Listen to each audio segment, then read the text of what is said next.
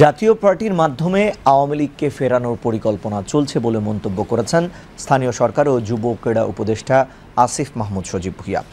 Dhaka medical কলেজে আইসিইউতে চিকিৎসাধীন গণ অধিকার পরিষদের সভাপতি নুরুল হক নূরকে দেখতে গিয়ে সাংবাদিকদের সঙ্গে আলাপকালে তিনি এসব কথা বলেন।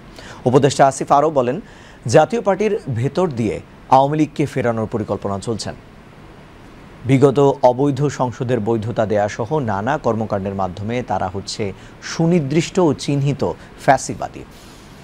তাদের মাধ্যমে আওয়ামী লীগকে ফিরিয়ে আনার ষড়যন্ত্রের অংশ হিসেবেই নূরের ওপর এই নেকারজনক হামলা ঘটেছে বলে মন্তব্য করেন তিনি। জনগণের পক্ষ থেকে ফ্যাসিবাদী বিরোধী দলগুলো রুখে দাঁড়াবে বলে প্রত্যাশা ব্যক্ত করেন উপদেষ্টা আসিফ মাহমুদ সজীব ভূঁইয়া।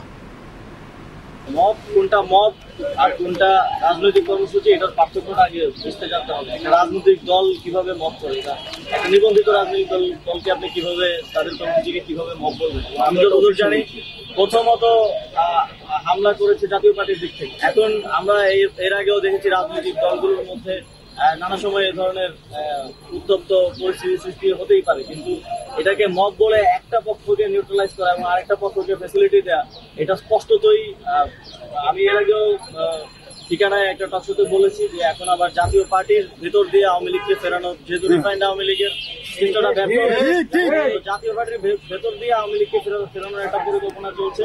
কিন্তু এরা জাতীয় পার্টি হচ্ছে একদম সুনির্দিষ্ট এবং চিহ্নিত ফ্যাসিবাদী। আমরা যে দেখেছি সময়ে কিভাবে আওয়ামী লীগের এই ফ্যাসিবাদী সংসদকে বারবার বৈধতা দিয়েছে জাতীয় পার্টি, কিভাবে ভারত থেকে প্রেসক্রিপশন এনে বাংলাদেশের তারা একটা কৃত্রিম সংসদ তৈরি করেছে, কৃত্রিম গণতন্ত্র দেখিয়েছে।